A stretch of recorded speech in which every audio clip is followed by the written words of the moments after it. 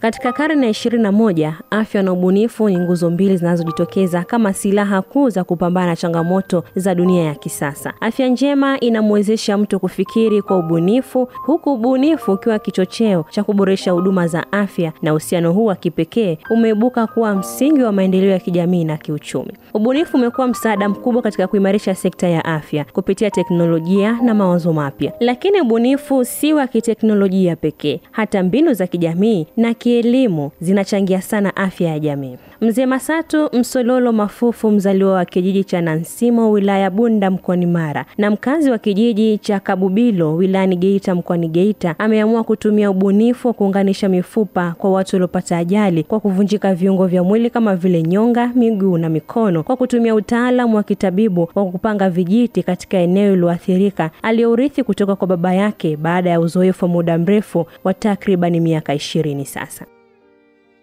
Mimi naitwa Masatu Msololo Mafuru, nimetokea wilayani Bunda. Natokea kijiji kimoja kinaitwa Nansimo, ndio nilipozaliwa, ambako ndiko chimbuko la wazazi wangu walikokuwa. Hatimaye wazazi wangu wakawa wamehama, wakawa wamekuja Geita, kijiji kimoja kinaitwa Kakubiro. Kwa hiyo nimesomea Kakubiro toka darasa la kwanza mpaka darasa la 7. Na hii kazi ninayoifanya ni asili ya nyumbani. Kwa hiyo huu utaalamu ulikuwepo nyumbani kwa baba yangu. Kwa hiyo nimerisishwa na baba yangu. Na baada ya hapo mzee alihamia hapa Geita, akaendelea na hizi huduma akiwa hapa. Nimekuwepo mimi, tulikuwa tunafanya kazi na mzee. Hatimaye nikafikia mahali mzee akasema hata mimi nastahili kujitegemea. Nikawa nimehamia Kahama.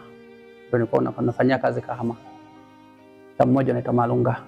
Mzee baada ya kuwa amefariki, ikaonekana kwamba mazingira ambayo mzee alikuwa anafanyia kazi inabidi nirudi paendelee.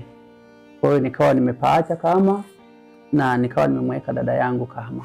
Kwa hiyo mimi nikawa hapa. Kwa toka 2005 hiyo niko hapa naendeleza hiyo huduma. Mzee Mafufu anasema huduma hii anayoifanya haihitaji ramli ya aina yoyote ile, bali inategemea matokeo ya vipimo vya hospitali vya mgonjwa kulingana na tatizo husika. Na anachojivunia katika huduma yake ni kuwa sehemu muhimu ya kuwaponya wagonjwa wanaofika kwake kupata huduma pasi na malalamiko au kuugua tena, kwa maana ya kwamba kila anayefika kupata huduma anapona kabisa tatizo lilonalo. Matibabu ya mifupa yanachofanyika kwa sasa hivi, anapokuja mgonjwa kama mfano amevunjika, inaletwa x-ray ninaiona, havihitaji ramli. Ni kitu ambacho uhalisia upo kwamba kuna x-ray ipo na kuna kompyuta yangu iko hapa, sijaiweka, iko nyumbani. Kwa hiyo mtu anapokuja na CD wanapenda kuweka pale, na soma naangalia, najua shida iko hivi, basi najua jinsi ya kumsaidia. Na kama ulivyoona wasaidizi wangu walivyokuonyesha, kuna vitu ambavyo tunafunga, kuna njiti, kuna mwingine unaweza kukuta amevunjika nyonga. Kwa hiyo kuna utaalamu wake tena jinsi tunavyofunga. Na kikubwa kinachofanyika hii kazi, lazima uwe na wasaidizi ambao wanakusaidia, kwa sababu mtu anapokuwa amevunjika mfupa unarudi, unasababishwa na ile misuli. Kwa hiyo tunasaidiana kuendelea kuuvuta ili urudi ukae mahali pake, alafu kisha ninaufunga. Katika kipindi cha miaka 20 ya huduma hii, Mafufu amekuwa akikutana na watu waliovunjika magoti, mapaja, mabega, mikono, miguu na waliovunjika uti wa mgongo, na hata ambao hawajiwezi kabisa kutoka sehemu mbalimbali za ndani na nje ya nchi, ikiwemo Dubai, Uganda na Burundi. Maeneo yanayopokea watu, kuna watu wanatoka mbali, kuna watu wanatoka Dar es Salaam, kuna watu wanatoka Uganda. Nilishawahi kupokea watu wanaotokea Uganda. Na watu wametokea Burundi, nimewahi kuwapokea hapa, ninafanya kazi. Na kwa ujumla Tanzania nzima ninakutana nao, watu wanaotokea Msoma, watu wanatoka Shinyanga, watu wanatoka Tabora, watu wanatoka Singida. Kuna baadhi ya wengine juzi tu wametoka Singida, walikuwa na shida ya migongo inawasumbua, yani kukaa inakuwa ni shida kutokana na ajali, aidha baadhi ya vitu wanavyokuta na vifanya majukumu yetu tunayofanya haya, inafika mahala ukibeba kitu kizito, inafika mahala inakuwa ni shida. Au akina mama wanaojifungua, anajikuta anafanya kazi mapema, mgongo unamuuma. Kwa hiyo watu hao ninakutana nao sana. Na kuna mgonjwa mmoja ambaye nimewahi kukutana naye tena vile vile mwaka jana, aliyekuwa ametokea Dubai. Alikuja nikafanya kazi naye nikamaliza. Aliletwa na ndugu zake hapa, tukafanya kazi tukamaliza. maisha mengine yakaendelea. Wagonjwa wanaonufaika na huduma ya Mzee Mafufu wanazungumzaje huduma ya mzee huyo? Kwa ufupi mama, mimi nimshukuru Mungu, huduma niliyoipata hapa nimesaidiwa sana. Tuseme leo nina mwezi mmoja kama na wiki mbili. Niko hapa naendelea vizuri. Lakini mpaka leo nina wiki ya 3 sasa nimemaliza, nimeshika wiki ya 4. Lakini nina uwezo sasa wa kusimama na kutembea. Wakati mwingine hata kama sina gongo naweza nikapiga hatua chache. Huyu hapa William Bosco, mmoja kati waliopata huduma kwa Mzee Mafufu na kupona kabisa baada ya kupata ajali Julai mwaka 2024. Alivunjika bega mara 2, mguu pamoja na pingili za mgongo, ambaye anasema kwa sasa anaweza kufanya shughuli zake kama kawaida bila maumivu yoyote. Kwa majina naitwa William Bosco, ni mkazi wa maeneo ya Nyankumbu. Mwaka jana mwezi wa 7 nilipata ajali. Niligongwa na nilipamiwa na gari, nikawa nimepata injury mbalimbali. Nilivunjika bega mara 2 hapa, alikatika hapa na hapa izienka, alafu na mguu kama unavyoona hapa hivi mpaka sasa hivi naweza hapa unaweza kaona pata, alafu na kidole pia, mgongo, pingili mgongo.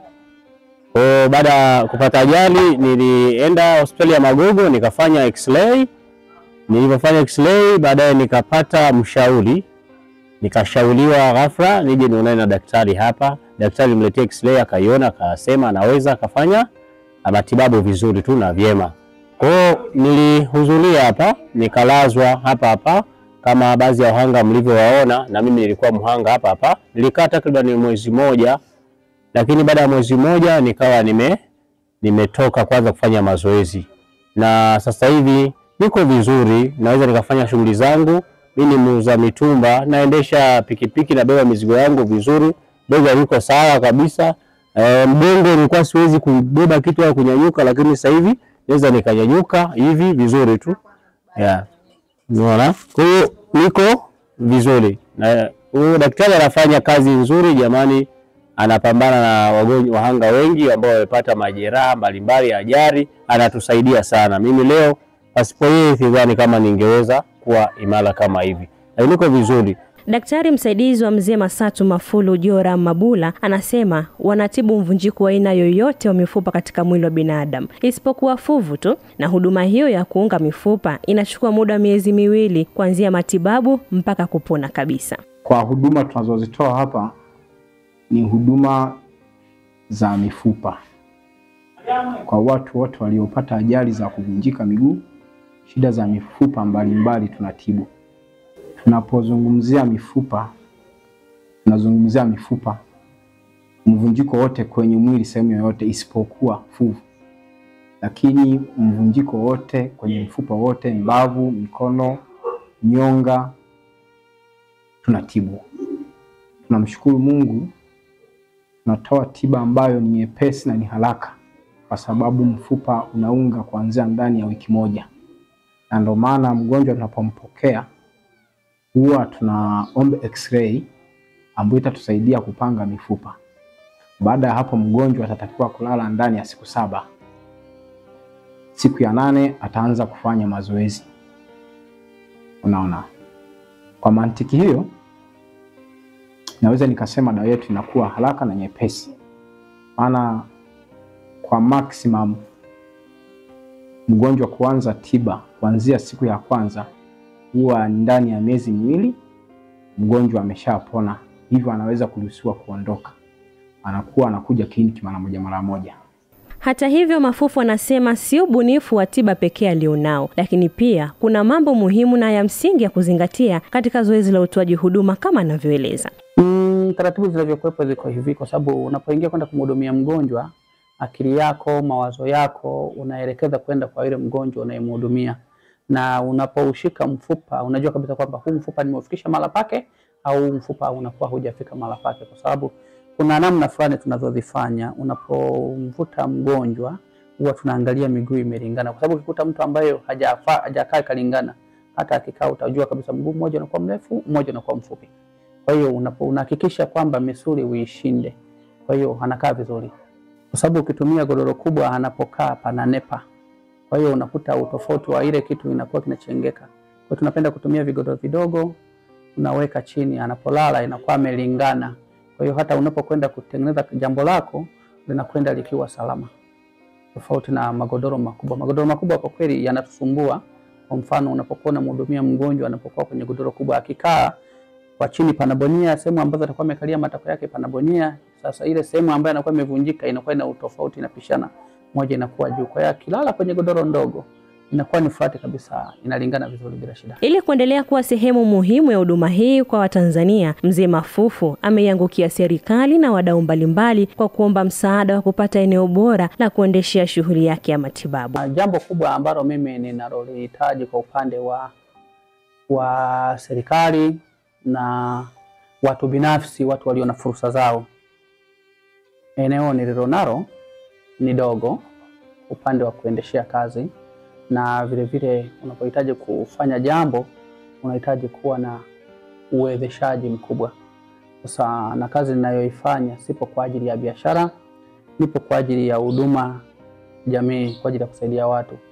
Kwa hiyo nakutana na watu wa aina tofauti tofauti. Kuna mwingine anakuja hali yake haijiwezi, kwa hiyo napambana naye vile vile, unamsaidia hatimaye anarudi vizuri.